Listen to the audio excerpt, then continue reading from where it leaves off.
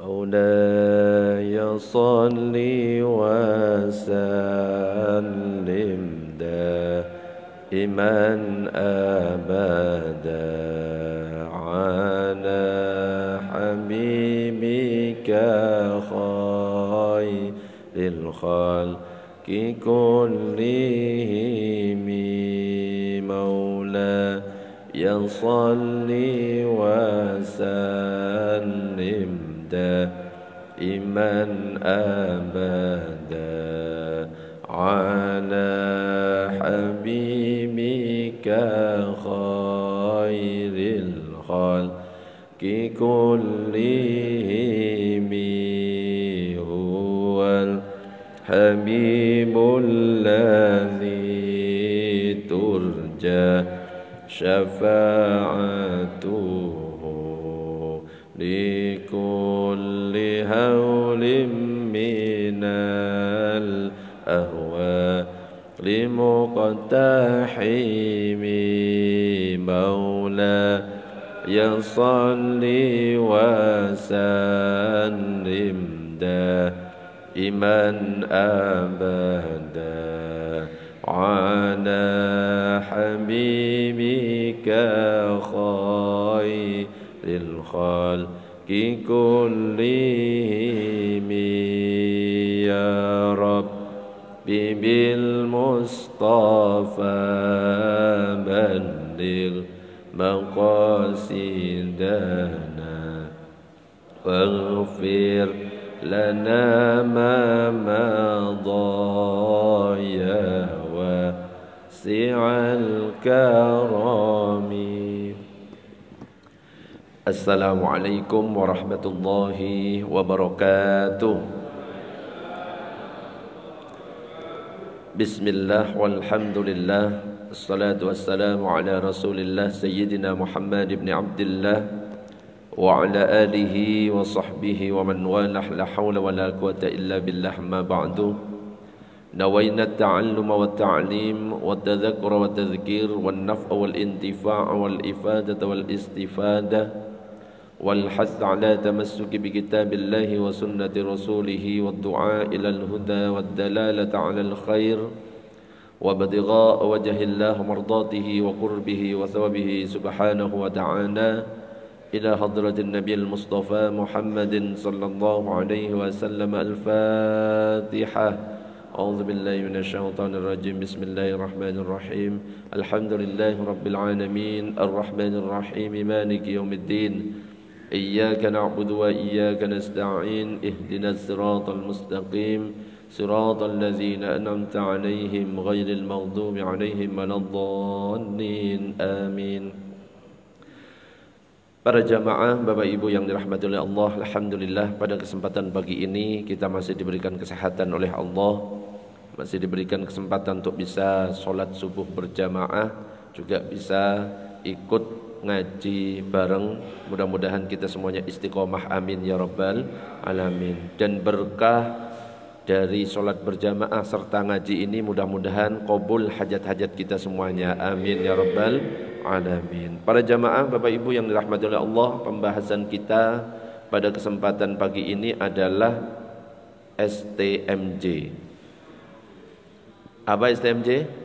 Susu, telur, madu, jahe. Ya, bukan itu maksudnya, okay? Jadi STMJ yang dimaksud adalah sholat terus maksiat jalan.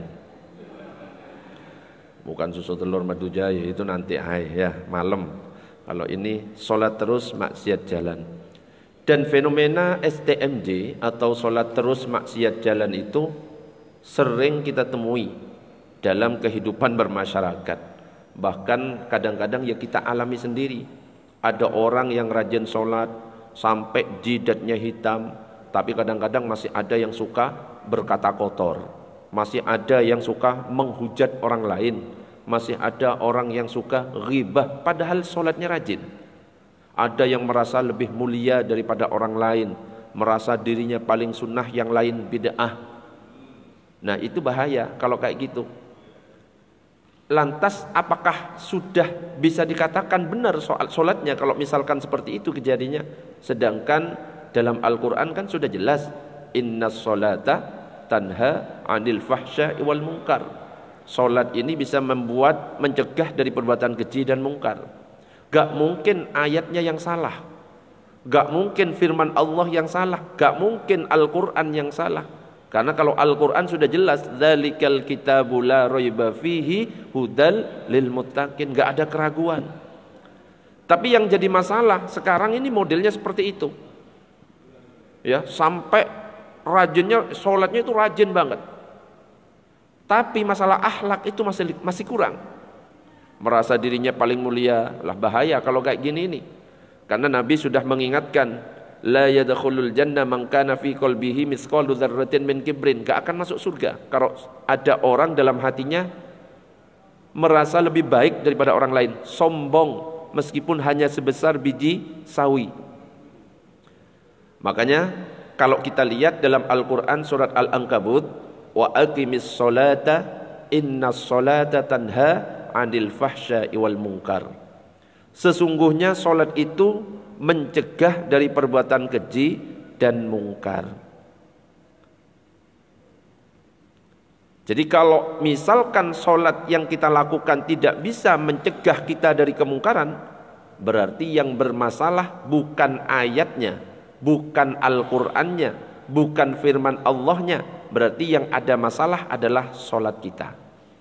Ya, apakah syaratnya tidak terpenuhi dengan baik, apakah rukun-rukunnya tidak terpenuhi dengan baik, atau kekhusukannya kurang. Nah, ini yang nanti akan kita bahas bersama-sama. Dan fenomena STMJ ini, sholat terus maksiat jalan ini, tidak hanya terjadi di zaman sekarang, tapi dulu di zaman Nabi pun pernah terjadi. Sebagaimana diriwayatkan dari Abu Hurairah dalam sebuah hadis riwayat Imam Ahmad, dikatakan ja'a rajulun ilan Nabi sallallahu alaihi wasallam. Seorang laki-laki mendatangi baginda Nabi Muhammad sallallahu alaihi wasallam. Faqala inna fulanan yusalli bil lail. Dan dia berkata, si fulan ini di malam hari sholat. Fa idza asbaha saraqah, tapi ketika di waktu pagi hari dia mencuri. Maka apa yang dikatakan oleh Rasulullah? Innahu sayanhahu ma yaqul. Sesungguhnya sholatnya itu akan menahan dirinya dari apa yang engkau katakan. Jadi kalau memang sholatnya itu benar, terpenuhi syarat dan rukunnya, kehusukannya terjaga, atau sholatnya itu baik, pasti akan membuat sholat itu mencegah dari kemungkaran yang dia lakukan. Tapi kalau misalkan ternyata ya sholatnya ya gitu-gitu aja, ya repot ya. Di sini masih ada sholatnya rajin tapi suka ngerasani orang, ada? Mana orangnya? Coba angkat tangan. Oh, nggak ada, nggak hadir. Ya.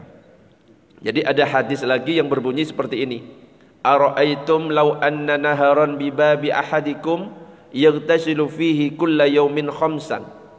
Apa pendapat kalian jika di depan pintu salah seorang dari kalian ada sungai yang mengalir, kemudian dia mandi darinya 5 kali dalam sehari? Ma taqulu dzalika yubqi min daranihi. Apakah tersisa kotoran darinya? Ada orang mandi 5 kali, ya, tentunya mandinya itu dengan benar, apakah akan ada sisa kotoran di badannya? Maka tentunya para sahabat mengatakan la yubqi min daranihi syai'an, tidak akan tertinggal kotoran sedikit pun. Fadzalika mithlu shalawatil khamsi yamhullahu bihil khataya. Kemudian Nabi mengatakan, demikianlah sholat 5 waktu, Allah menghapuskan dengannya kesalahan-kesalahan. Kalau memang sholat kita itu benar, bersih beneran kita. Tapi kadang-kadang ada yang sholatnya nggak benar sehingga masih banyak kotorannya. Makanya ibaratnya mandi itu mandinya nggak mandinya kita pakai sabun, sampo, tidak. Tapi mandinya seperti mandi bebek, cet keluar. Berarti tetap kotor. Makanya kalau ada orang yang sholatnya rajin tapi akhlaknya masih jelek, berarti sholatnya masih sholat bebek. Jadi ibaratnya mandi bebek kayak gitu. Makanya perlu kita perhatikan baik-baik tentang sholat kita. Juga kita renungi, apakah saya yang rajin sholat, yang rajin berjamaah ke masjid ini sudah berubah akhlaknya. Karena Nabi itu diutus apa? Untuk menyempurnakan akhlak kita. Innama bu'itsu li utammima makarimal akhlak. Itu kata Nabi. Dan dikatakan Ibnu Mas'ud, Ibnu Abbas berkata bahwa di dalam sholat itu terdapat sesuatu yang dapat menahan dan mencegah seseorang dari perbuatan maksiat. Barang siapa yang sholatnya tidak menyuruhnya untuk melakukan perbuatan ma'ruf atau baik dan tidak melarangnya dari perbuatan mungkar, maka dia hanya membuat dirinya semakin jauh dari Allah dengan sholat tersebut. Ini perkataan Ibnu Abbas. Ada lagi juga perkataan Al-Qatadah. Barang siapa yang sholatnya tidak dapat menahannya dari melakukan perbuatan keji dan mungkar, sholatnya tersebut menjadi perusak darinya. Jadi justru malah merugikan kita. Kalau sholat yang kita kerjakan itu ternyata tidak membuat kita itu mencegah dari perbuatan keji dan mungkar. Makanya untuk kita harus berusaha memperbaiki sholat kita. Ya, tetapi meskipun ini seandainya terjadi kepada kita, kita rajin sholat, tapi suka ngerasani kadang-kadang. Ya namanya manusia. Kita rajin sholat, kadang-kadang ya merasa lebih mulia dari orang lain. Bukan berarti kita ya wes gak usah sholat, enggak. Tetap lakukan sholat kalau memang itu terjadi kepada kita. Harus kita terus, gak usah berputus asa untuk melakukan sholat. Jangan sampai berhenti melakukan sholat meskipun kita ini belum bisa berhenti melakukan maksiatnya. Justru kita berharap dengan sholat yang kita lakukan sedikit demi sedikit, maksiat yang kita lakukan itu bisa hilang dari kita. Mudah-mudahan kita bisa melakukan semuanya. Amin ya rabbal alamin. Dan tentunya ketika kita masih sholat kok masih maksiatnya jalan, introspeksi, renungkan apa yang salah dengan saya, kok masih seperti itu, sambil kita perbaiki sholatnya dan lain sebagainya. Makanya dikatakan Abul Aliyah berkata bahwa dalam sholat itu ada 3 hal, di mana 3 hal ini kalau misalkan tidak ada dalam sholat ini maka tidak dikatakan sholat. Dan 3 hal itu adalah, yang pertama adalah ikhlas. Dan ikhlas ini memang syarat dari diterimanya amal ibadah kita. Amal ibadah apapun kalau misalkan tidak kita lakukan secara ikhlas, tidak diterima oleh Allah, termasuk sholat. Bahkan kalau dalam hadis yang sangat panjang itu diceritakan ada 3 golongan yang nanti pertama kali akan dihisab oleh Allah. Yang pertama, orang yang berjihad di jalan Allah. Dipanggil oleh Allah, ditanya, apa yang kamu lakukan selama di dunia? Jawabannya, saya berjuang untuk membela agamamu. Saya bunuh orang-orang kafir. Tapi Allah mengatakan, kadzabtah, engkau dusta. Kamu melakukan itu bukan karena aku, tapi kamu melakukan itu hanya karena ingin disebut sebagai pejuang, ingin disebut sebagai pahlawan. Akhirnya apa? Allah memerintah malaikat untuk menyeret, dibuang ke neraka. Ada lagi orang yang biasanya membaca Al-Quran, ada orang juga ulama yang biasanya berdakwah. Ditanya, apa yang kamu lakukan selama di dunia? Aku berdakwah, aku membaca Al-Quran, ayat-ayat sucimu saya sampaikan kepada jamaah saya.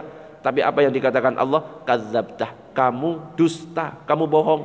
Kamu melakukan itu semua bukan karena aku, kamu melakukan itu semua karena kamu ingin disebut sebagai ulama, ingin disebut sebagai qori, diseret lagi ke dalam neraka. Ada lagi orang dermawan, suka bersedekah, suka memberikan kepada orang yang tidak mampu. Ditanya, apa yang kamu lakukan selama di dunia? Aku memberikan harta, sebagian hartaku kepada orang yang membutuhkan.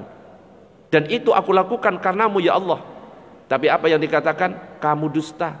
Yang kamu lakukan bukan karena aku, tapi hanya karena kamu ingin disebut sebagai dermawan. Akhirnya diseret. Makanya masalah ikhlas ini luar biasa.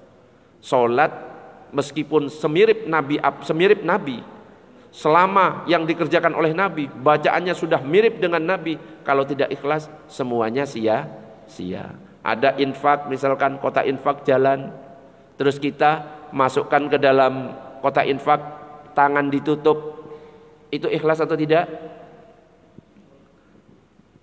Ada kan kota infak jalan, terus kita tutup, ikhlas atau tidak? Ikhlas atau tidak? Belum tahu. Ada orang infak terus disebut namanya hamba Allah 1 juta, Abdul Aziz 1 juta. Yang ikhlas yang mana? Hamba Allah atau Abdul Aziz? Belum tentu. Ya. Jadi belum tentu yang disebut namanya lantas tidak ikhlas. Bahkan belum tentu juga orang yang cuma disebut hamba Allah itu lantas ikhlas. Belum tentu. Bisa jadi ketika diumumkan hamba Allah 1 juta, tapi ternyata si hamba Allahnya nyolek sebelahnya. Hamba Allah itu saya. Bahaya. Loh, bahaya kayak gitu, itu hangus semuanya. Bisa jadi disebut namanya Abdul Aziz tapi niatnya lurus. Karena apa? Pengen ngajari yang lain, ayo sedekah. Akhirnya ditiru sama yang lain untuk sedekah. Akhirnya apa? Masuk kriteria hadis, man dalla ala khairin falahu mithlu ajri fa'ilihi. Siapa yang menunjukkan kepada kebaikan dapat pahalanya. Makanya pernah saya sampaikan, solatnya ibu-ibu di rumah sendirian dengan solatnya bapak-bapak yang berjamaah di masjid, pahalanya lebih banyak mana? Halo? Ya sudah, ngapain di sini ibu-ibu? Coba, bapak-bapak sholat berjamaah di masjid berapa pahalanya? 27. Sholatul jamaati afdalu min sholatil fadhi bisa wa ishrina darajah. Sholat jamaah lebih baik daripada sholat sendirian 27 derajat. Kalau sholat sendirian 1. Nah sekarang kondisinya bapak-bapak sholat berjamaah di masjid, ibu-ibu sholat sendirian di rumah. Lebih besar mana pahalanya? Ibu-ibu di rumah. Kok bisa? Ya tinggal nyuruh saja, ya ibu-ibunya nyuruh, Pak sholat ke masjid. Nah pahala menyuruh itu sama. Ketika ibu-ibu nyuruh suaminya ke masjid, maka itu sudah dapat berapa derajat? 27 derajat. Kemudian ibu-ibu sholat sendirian di rumah sekali, berarti dapat 1. 27 ditambah 1 berapa? 28. Jadi pahala menyuruh orang untuk kebaikan itu sangat besar sekali. Jadi yang pertama adalah ikhlas, yang kedua adalah rasa takut, yang ketiga adalah zikir kepada Allah. Nah ikhlas itulah yang memerintahkan pada yang ma'ruf atau kebaikan, rasa takut itulah yang mencegah dari kemungkaran, sedangkan zikir melalui Al-Quran itulah yang memerintah dan melarang sesuatu. Allahumma shalli ala Sayyidina Muhammad. Makanya solat yang baik itu adalah solat yang bisa mencegah dari perbuatan keji dan mungkar.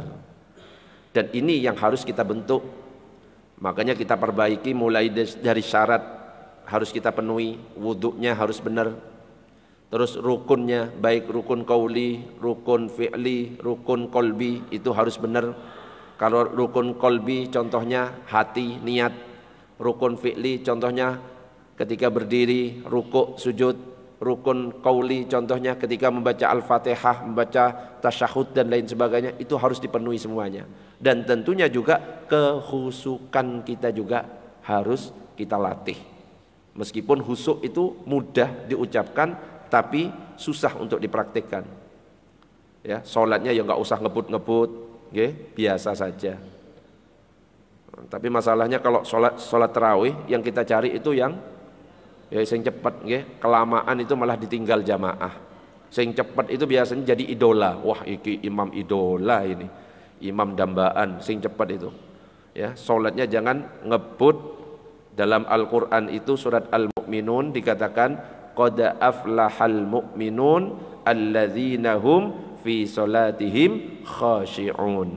Sungguh beruntunglah orang-orang mukmin, yaitu orang-orang yang khusyuk dalam salatnya. Pertanyaannya, ada orang sholat kemudian syarat terpenuhi, rukun terpenuhi, tapi dia tidak khusyuk, sholatnya sah atau tidak? Syarat terpenuhi, rukun terpenuhi, tidak khusyuk, pikirannya kemana-mana, bahkan mikirkan sesuatu yang maksiat, sah atau tidak?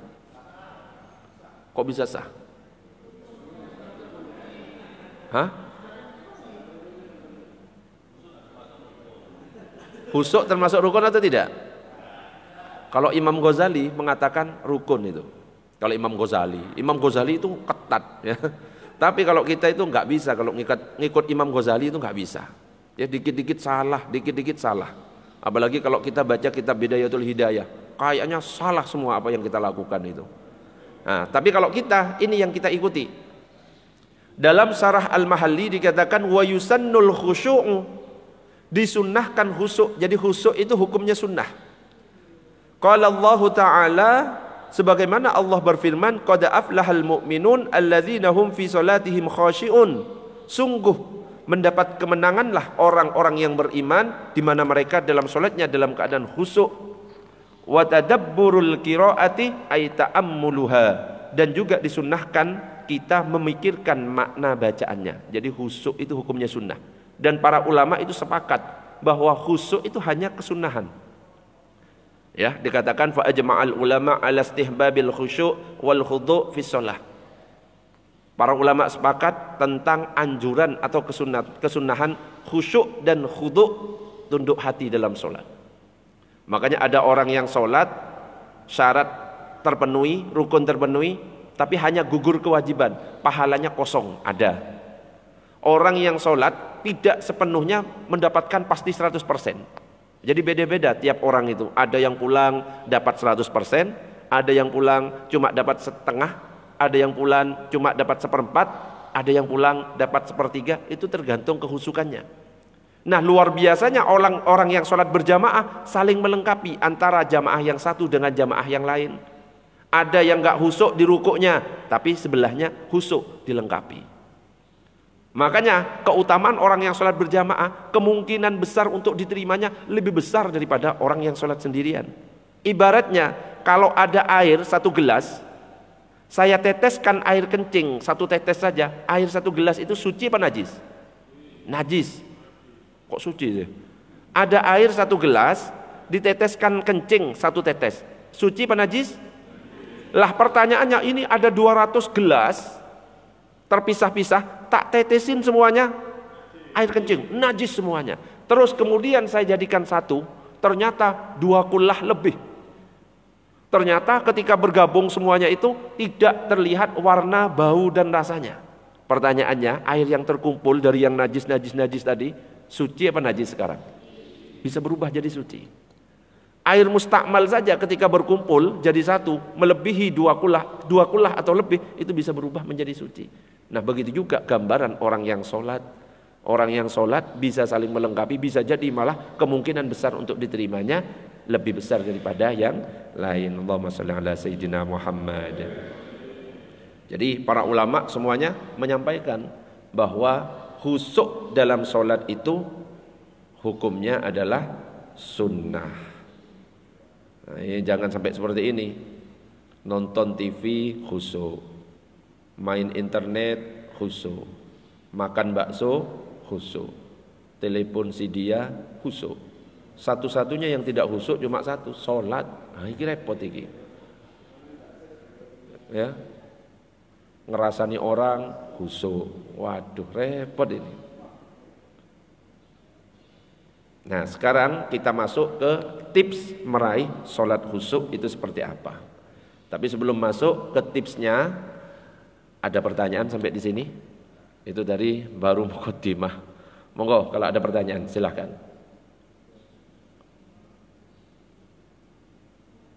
Monggo silahkan. Mic-nya digeser, Ibu.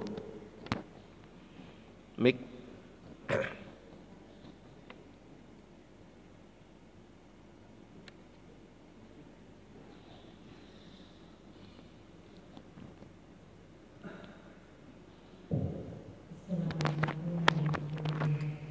Waalaikumsalam warahmatullahi wabarakatuh.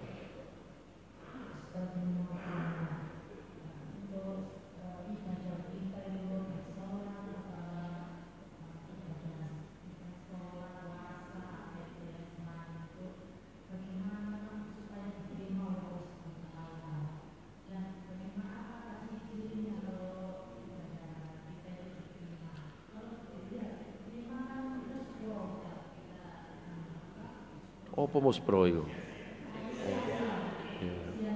Sia-sia.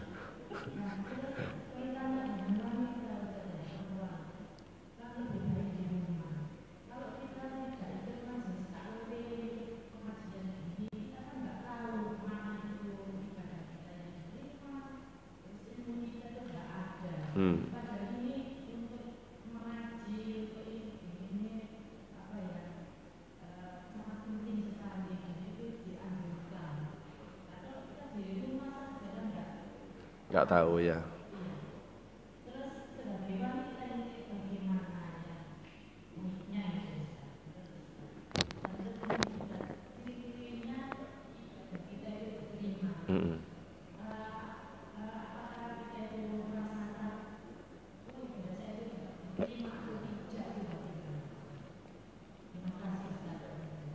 Ya, apa ciri-cirinya kalau amal kita itu diterima dan bagaimana supaya amal kita itu diterima? Syaratnya dua. Yang pertama adalah ikhlas, yang kedua adalah ikuti tuntunan dari Rasulullah SAW. Makanya percuma solat kita sudah mirip dengan solatnya Nabi, bacaannya sudah sefasih bacaan Nabi, tapi kalau tidak ikhlas sia-sia. Dan percuma meskipun kita ibadah ikhlas, tapi tata caranya tidak sesuai dengan yang diajarkan Nabi, percuma juga. Solat saya ikhlas, tapi subuh saya lakukan 8 rakaat, gak bisa. Jadi harus ikhlas dan sesuai tuntunan. Kalau sudah ikhlas dan sesuai tuntunan, pasrahkan kepada Allah. Masalah diterima atau tidak, biarkan Allah, kita gak usah mikir, wis diterima enggak ya, biarkan Allah. Yang penting kita penuhi dua, ikhlas dan sesuai ajaran Rasulullah SAW. Pertanyaan yang kedua, bagaimana tentang seorang wanita? Wanita itu kan lebih afdol sholatnya di rumah. Apakah lantas kalau ada majelis taklim lebih baik di rumah? Lebih afdol bukan berarti seorang wanita itu nggak boleh ke luar. Kalau wanita itu punya suami, izin dulu kepada suaminya. Kalau nggak punya suami, nggak perlu repot-repot izin ke suami tetangga. Ya, tapi apa? Kalau misalkan belum bersuami, ya izin kepada orang tuanya. Itu saja. Terus ketika keluar dari rumah, usahakan sudah menutup aurat. Tidak pakai wangi-wangian, ya sudah 100 meter wis kecium bau melati, bau ini, bau itu. Nah itu yang tidak boleh, yang haram itu di situ. Jadi kalau laki-laki, anjurannya itu pakai pewangi, harum-haruman, minyak wangi yang kecium, yang melekat baunya. Apa melekat sih? Pekat baunya. Tapi kalau perempuan sebaliknya, jangan pakai wangi-wangian yang sampai pekat baunya, sampai kecium kemana-mana. Tapi cukup pakai pewangi yang hanya untuk menghilangkan bau badan. Berbeda kalau misalkan posisi di kamar, boleh, silahkan. Mau pakai minyak wangi, gak apa-apa. Bahkan dianjurkan minyak wanginya jangan satu warna. Biar apa? Suaminya penasaran. Atas baunya melon, belakang baunya melati, bau apa lagi? Jadi penasaran kemana-mananya itu. Nyampe ke tangan kanan baunya apa? Apel. Yang kiri apa? Penasaran. Jadi suami itu betah di rumah. Makanya jangan salahkan kalau suaminya nongkrong di warung kopi terus gak betah di rumah. Apa? Di sini minyak kapak, ya. Di sini minyak kayu putih, sini balsem, ya kan nggak betah suami itu. Jadi kalau di kamar silahkan pakai minyak wangi yang pekat, bahkan boleh berwarna-warna, baunya yang macam-macam supaya apa? Penasaran suaminya dan betah di situ. Itu. Dan kalau perempuan misalkan keluar ke majelis taklim boleh. Yang afdolnya di rumah itu adalah wanita yang bisa menimbulkan fitnah kalau misalkan dia keluar dari rumah. Misalkan ada anak gadis cantik, bening, ya, orang laki kalau melihat akhirnya di sweet-sweet, itu yang afdolnya di rumah, tidak keluar. Tapi kalau modelnya sudah expired, ya sudah, ya sudah, ya sudah, wes lewat gitu loh. Itu afdolnya malah di masjid. Apalagi bacaannya sudah enggak rapi, bacaannya makhorijul hurufnya sudah enggak benar, lebih baik di masjid supaya apa? Saling lengkapi bacaan supaya sempurna. Gitu, nggih. Jadi boleh datang ke majelis taklim, boleh. Apalagi kalau suaminya tidak mampu untuk ngajari. Tapi kalau suaminya mampu ngajari, gak usah berangkat ke majelis taklim. Justru lebih afdol belajar kepada suaminya. Nah, suaminya itu ya gak usah sok-sok keras. Kalau misalkan memang dia tidak mampu untuk ngajari, ya sudah izinkan si istri itu untuk datang ke majelis taklim. Tapi kalau memang suaminya siap ngajari, istri harus taat. Karena kan pernah saya sampaikan, suami ini tugasnya lebih berat daripada istri. Jadi urusan rumah tangga, nyuci piring, itu tugasnya siapa? Kayak emosi ya ibu. Suami sampai kayak gitu. Santai aja ya. Nyuci piring tugasnya suami.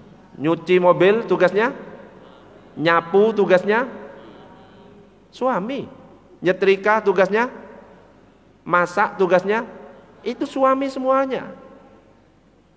Itu kayak nggak terima para suami ini. Jadi ibu-ibu, istri itu tugasnya cuma satu, taat. Makanya ibu-ibu kalau disuruh suami, dek nyapu harus taat. Dek cuci piring taat, nek nggak taat neraka, gitu nggih. Didengarkan baik-baik itu. Allahumma shalli ala sayyidina Muhammad. Bisa difahami?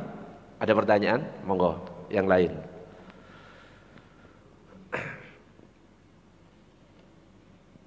Belum, lanjut. Berikutnya adalah tentang tips meraih sholat khusyuk. Bukan berarti kalau saya ngajari kayak gini, sholat saya sudah khusyuk. Enggak, saya paling nggak bisa khusyuk. Okay? Tapi kita belajar sama-sama apa yang disampaikan oleh para ulama. Yang pertama, tips untuk khusyuk itu sesuaikan dulu sholat kita seperti apa yang telah diajarkan Rasulullah. Sallu kama ra'aitumuni usolli, sholatlah kamu sebagaimana kamu melihat aku sholat. Mulai dari takbiratul ihramnya diperbaiki, bacaan al-fatihahnya diperbaiki, bacaan ininya diperbaiki, zikirnya diperbaiki. Bahkan kalau bisa, khusyuk itu sebenarnya sudah mulai dari rumah. Ambil wudhu dari rumah, itu langsung sudah fokus. Jangan sampai terpengaruh orang-orang, diajak nongkrong sebentar, itu hilang sudah kehusukannya. Jadi pas ada niat untuk ke masjid, kehusukan itu sudah dibawa di situ. Dalam posisi berwudhu, bismillah, saya berangkat ke masjid. Ada yang ganggu, kecuali darurat, baru direspon. Tapi kalau memang itu tidak darurat, fokus. Nyampe ke masjid, ya langsung sholat tahiyatul masjid, sholat qobliyah, zikir kepada Allah. Kalau antara adzan dan iqamah, doa. Nah itu sudah terbawa khusyuk di situ. Kalau sudah terganggu diajak ngomong ke yang lainnya, terus kita merespon, itu sudah hilang nanti khusyuknya itu. Jadi sallu kama ra'aitumuni usolli, salatlah kamu sebagaimana kamu melihat aku salat. Yang kedua, sebagaimana Imam Nawawi mengatakan, khusyuk dan mengangan-angan dari makna yang kita baca. Jadi memahami apa yang kita baca. Kalau nggak bisa per kata, minimal secara global. Alhamdulillahi rabbil alamin. Oh ini pujian. Ar-Rahmanir Rahim. Oh Allah sifatnya maha pengasih, maha penyayang. Secara global. Kalau nggak bisa semua dari kalimat, ambil satu kata, satu kalimat yang kita fahami. Seperti yang disampaikan dalam kitab Taqriratus Sadidah, itu Taqriratus Sadidah seperti ini. Nah ini. Menurut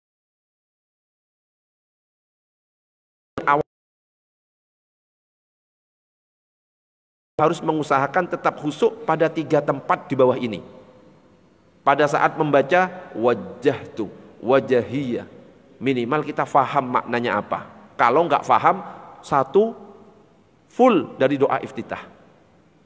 Ketika membaca Al-Fatihah, kalau seandainya kita nggak faham bacaan Al-Fatihah semuanya, minimal ada satu kalimat yang kita fahami. Iyyaka na'budu wa iyyaka nasta'in. Hanya kepadamu kami menyembah dan hanya kepadamu kami minta pertolongan. Juga pada saat membaca Assalamu alayka ayyuhan nabiyyu wa rahmatullahi wa barakatuh. Jadi minimal ini. Ini dalam kitab Taqriratus Sadidah. Begitu juga ketika lagi berdoa, misalkan kita butuh rizki, utangnya banyak, ya sudah dipertegas. Rabbighfirli warhamni warzuqni, diulang-ulang nggak apa-apa. Warzuqni, warzuqni, warzuqni, terus aja nggak apa-apa. Ya. Jadi disesuaikan dengan kebutuhan kita juga nggak apa-apa. Jadi tidak harus full. Kalau misalkan full bisa memahami, itu jauh lebih baik. Allahumma shalli ala sayyidina Muhammad. Jadi diangan-angan apa yang dibaca.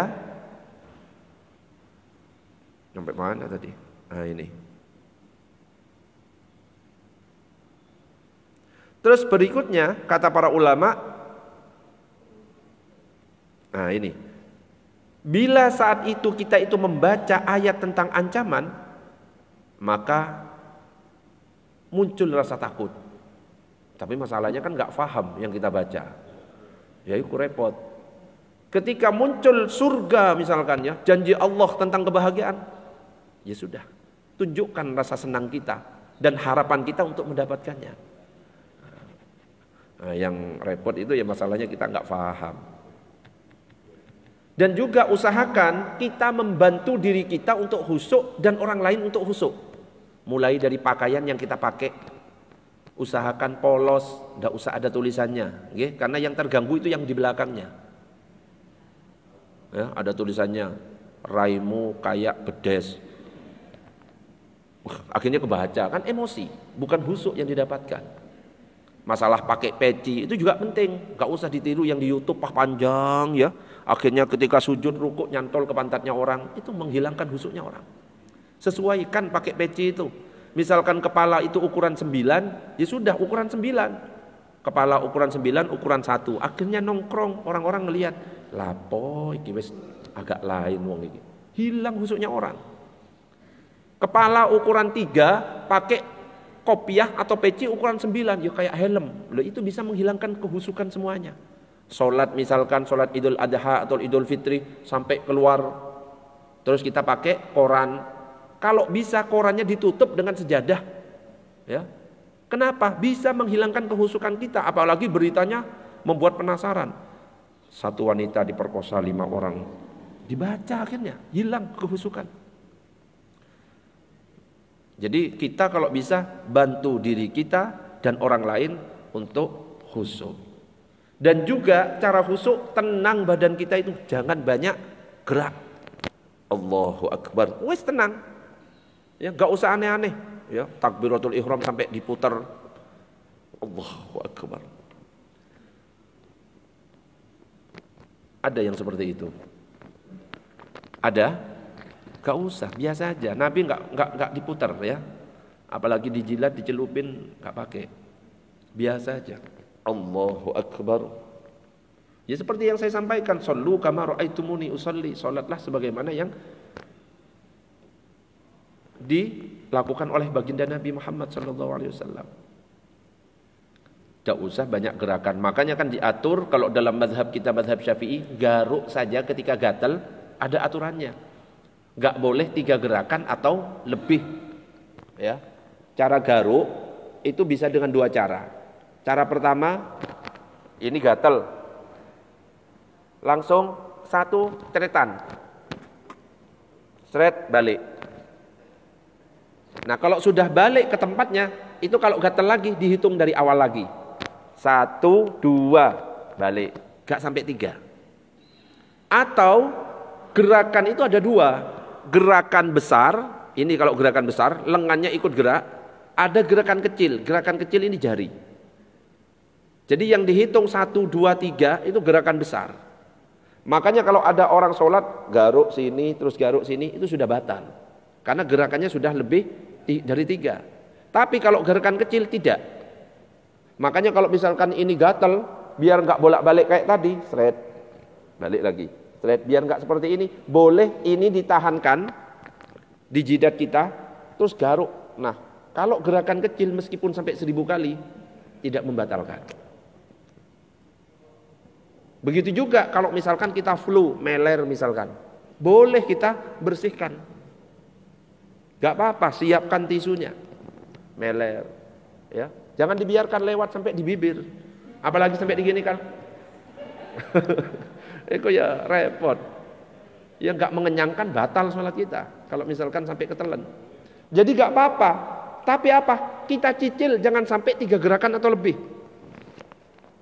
Meler misalkan, ambil tisu, balik lagi.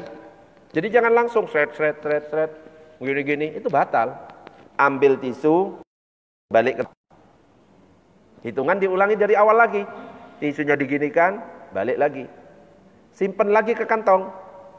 Pastikan kantong sendiri, jangan kantong sebelahnya. Nah, itu kurang ajar. Loh, lah najis Ustaz. Bukan, ingus itu tidak najis. Tapi jijik ya, kotor. Cuma tidak najis. Tidak semua yang kotor itu najis. Bahkan tidak semua yang bersih itu suci.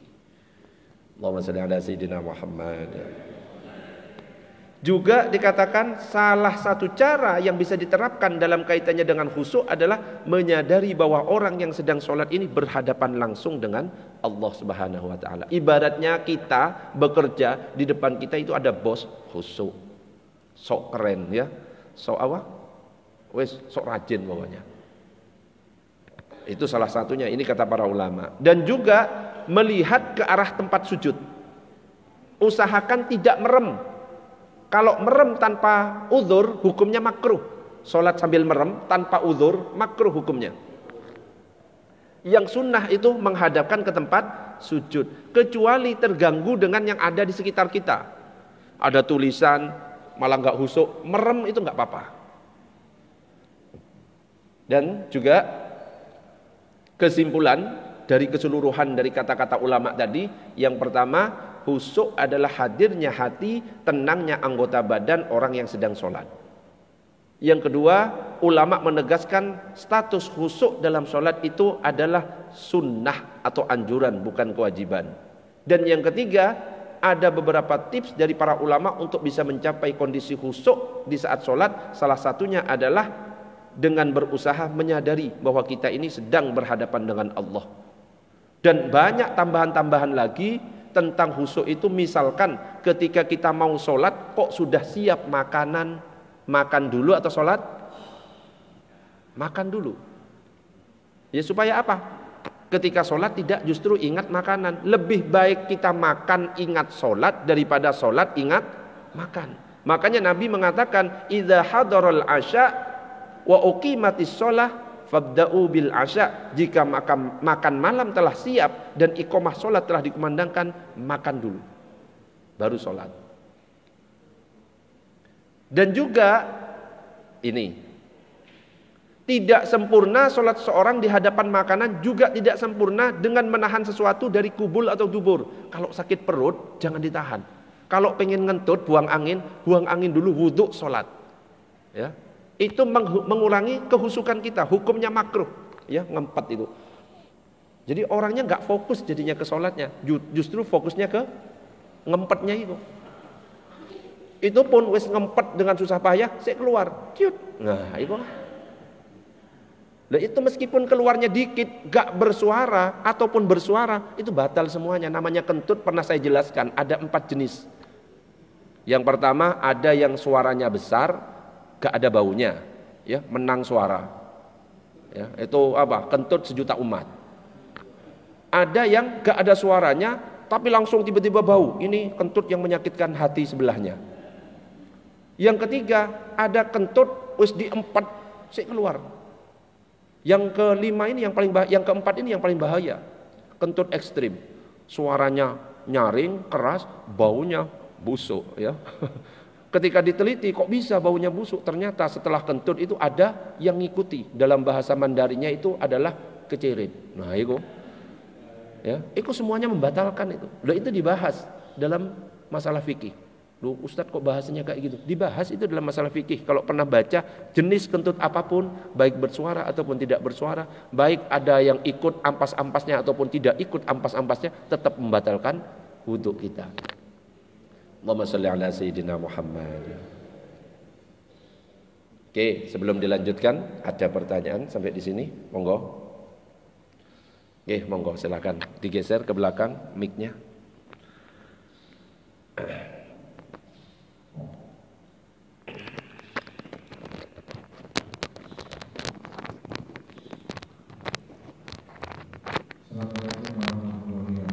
Waalaikumsalam warahmatullahi wabarakatuh. Bagaimana untuk menyikapi tetangga kita untuk sholat itu sulit, tidak paham bagaimana ya, terus kadang nitip lain. Nitip. Tapi kok sulit gitu. Nah, ini kalau sulit itu bagaimana? Waalaikumsalam warahmatullahi wabarakatuh. Enak ya titip sholat itu ya apa sih?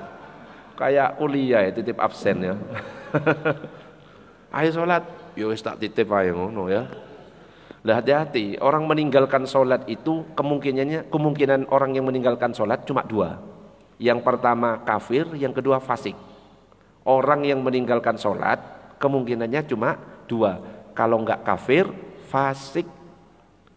Bisa kafir kalau misalkan dia mengingkari akan kewajiban sholat. Sholat wis gak wajib, wis titip ae.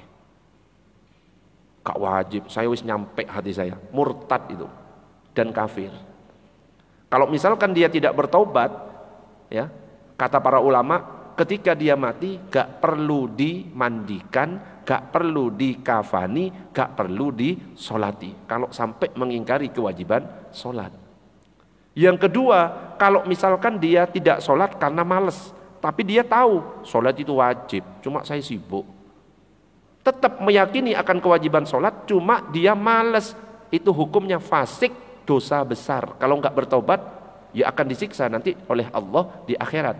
Tapi ketika meninggal tetap statusnya muslim, ketika meninggal tetap dimandikan, dikafani, juga disolati.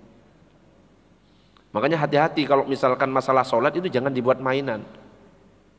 Kalau misalkan mengatakan seperti ini untuk membuat mainan itu haram, dosa. Ayo solat, alah solat nomor 2. Lah kalau itu main-main dosa, hati-hati. Ya memang benar solat nomor 2, nomor satunya apa? Syahadat. Tapi kalau niatnya main-main, Allah ngerti tentang niat. Allah sholat nomor 2. Kalau niatnya main-main, meremehkan sholat, haram itu. Istighfar yang pernah seperti itu.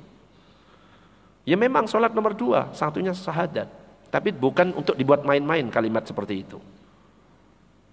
Nah, untuk misalkan keluarga kita, kok males sholat, ngasih contoh kepada keluarga itu jangan lewat ucapan saja, tapi lewat perbuatan.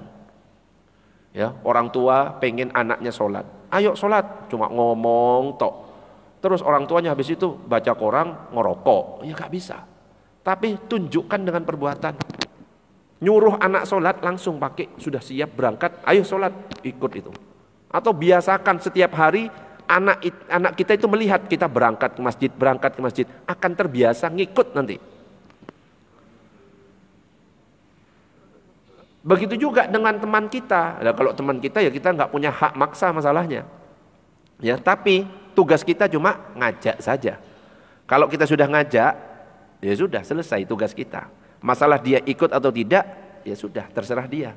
Ya ibaratnya Abu Thalib ketika meninggal dunia, Nabi Muhammad siap sudah di situ. Ayo pamanku, syahadat, katakan aku bersaksi tidak ada Tuhan selain Allah. Aku bersaksi Muhammad utusan Allah. Tapi masalahnya di sampingnya ada Abu Jahal dan Abu Lahab, gengsi Abu Thalib.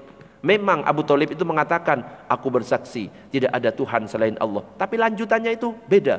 Dan aku bersaksi Muhammad adalah ponaanku. Gagal. Ya gagal. Ya, yang penting kita ajak, masalah nggak sholat, ya urusan dia nanti sama Allah. Tapi kalau kita bos, wajib memerintahkan anak buah kita sholat. Tanggung jawab kita. Kerja di rumah kita, pembantu kita, asisten rumah tangga, lo perintahkan sholat. Kalau misalkan gak sholat, dibiarkan, dimintai tanggung jawab. Karena kita yang menjadi pemimpin di dalam rumah itu. Makanya kan ada hadis yang mengatakan kullukum ra'in wa kullukum mas'ulun an ra'iyatihi. Setiap orang itu adalah pemimpin, akan dimintai akan kepemimpinannya, dimintai pertanggungjawabannya. Ya didoakan aja. Kalau sudah diajak kok nggak mau, mudah-mudahan dapat hidayah. Jangan justru halah ini nggak sholat. Justru malah kalau kita merendahkan seperti itu, kita yang nggak boleh. Muncul rasa sombong dalam diri kita. Ya, kita misalkan berangkat di jalan kok ada orang nongkrong di warung kopi, jangan keburu suudzon. Ya kita husnudzon, oh mungkin dia nanti sholatnya di rumah atau dia sudah sholat di masjid lain, gitu.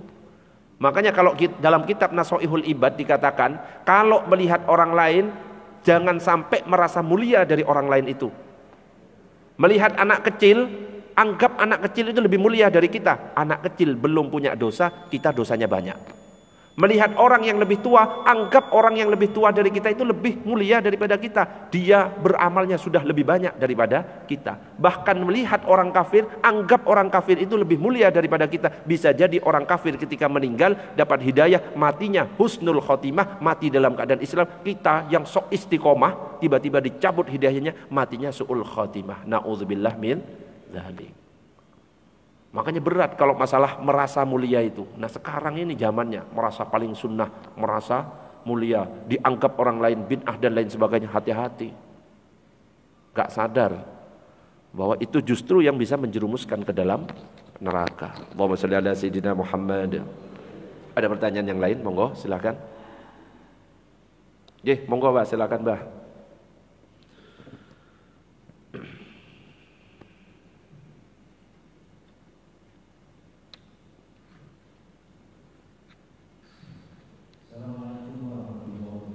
Waalaikumsalam warahmatullahi wabarakatuh.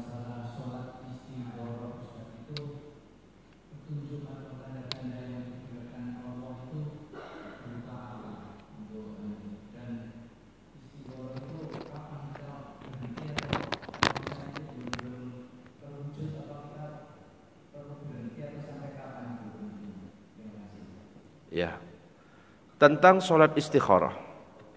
Jadi nanti itu ada kajiannya, setiap sholat itu ada fikihnya nanti. Sholat tahajud, sholat istisqa, termasuk sholat istikharah. Ini yang nanti akan kita bahas, ini masih muqaddimah saja. Jadi tentang sholat istikharah, petunjuknya itu tidak hanya dalam bentuk mimpi saja. Iya kan? Biasanya yang kita ketahui nanti mimpi. Ya iya kalau kita mimpi, kalau enggak. Jadi banyak petunjuknya. Nah ini.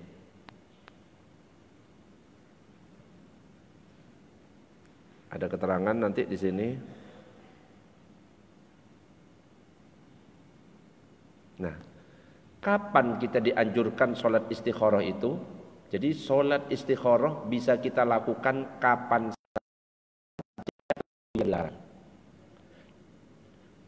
Kalau waktu yang dilarang itu apa contohnya? Setelah subuh, ya, setelah asar, itu nggak boleh.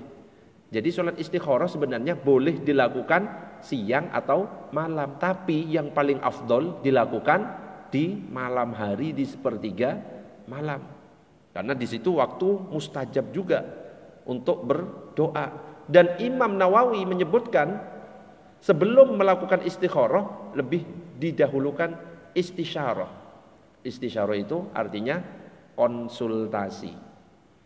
Baru kalau sudah dapat konsultasi, butuh lebih memantapkan hati, bisa istikharah. Nah ketika istikharah kok masih belum ada petunjuk, petunjuknya itu tidak hanya berupa mimpi. Bisa memang berupa mimpi, bisa memang berupa kemudahan. Loh kok saya melakukan ini kok justru mudah ya? Kok mudah gerakan saya untuk ke arah ini? Nah itu juga petunjuk. Loh kok saya ke arah ini kok malah susah? Kok justru ke sini yang mudah? Itu petunjuk. Jadi petunjuknya tidak hanya berupa mimpi. Kok ternyata kita melakukan sholat istikharah belum ada petunjuk? Lakukan lagi. Lakukan lagi. Lakukan lagi. Bukan sekali sholat istikharah. Sampai muncul petunjuk itu. Petunjuknya itu bisa berupa mimpi. Bisa juga berupa kemudahan dari Allah. Kok ada dua pasang pilihan. Dua pilihan. Jodoh yang A atau B. Lah kok ke A ini kok agak sulit ya. Ke yang B kok malah justru mudah. Nah itu salah satu petunjuk dari Allah juga. Jadi nggak harus habis istikharah tiba-tiba mimpi terus muncul gambarnya si wanita ini. Oh ini berarti enggak.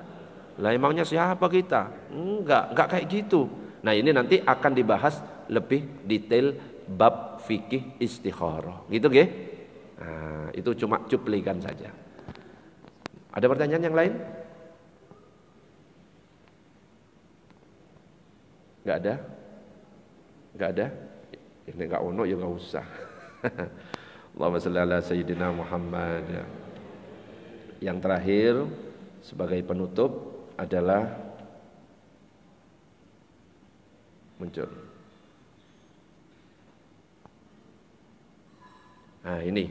Jadi secara garis besar kalau pengen khusyuk dalam sholat adalah yang pertama istihdharul qalbi, konsentrasi, hadirkan hati. Kalau misalkan kok tiba-tiba kemana-mana, arahkan lagi.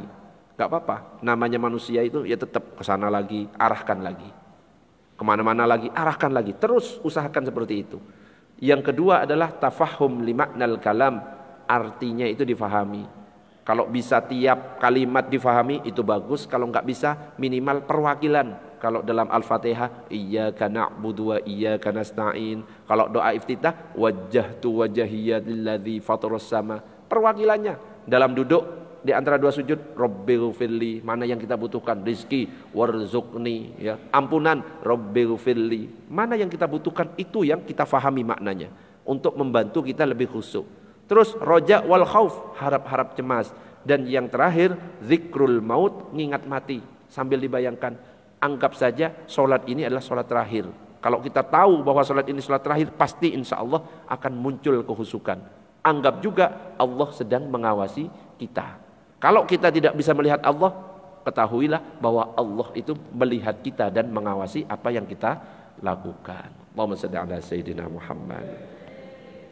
Wis, cukup karena sudah bunyi tit, waktunya habis. Ada pertanyaan? Enggak ada? Cukup ya? Oke, kita lanjut nanti di pertemuan berikutnya. Kita tutup dengan doa kafaratul majlis. Subhanakallahumma wa bihamdika asyhadu an la ilaha illa anta astaghfiruka wa atubu ilaik. Demikian, assalamualaikum warahmatullahi wabarakatuh.